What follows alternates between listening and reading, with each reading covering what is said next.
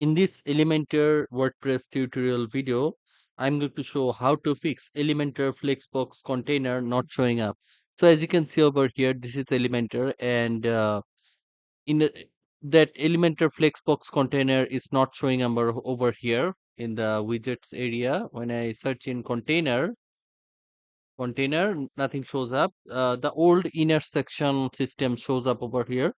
So how can you easily fix it? To fix it, you need to go to the website backend over here, WordPress website backend.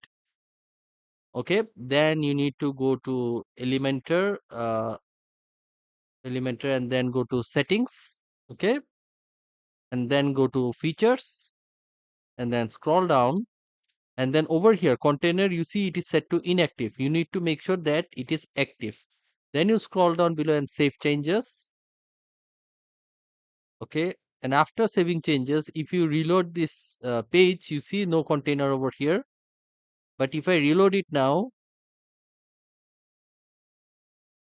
okay, now you see you have the flexbox container again. You can drag and drop it over here.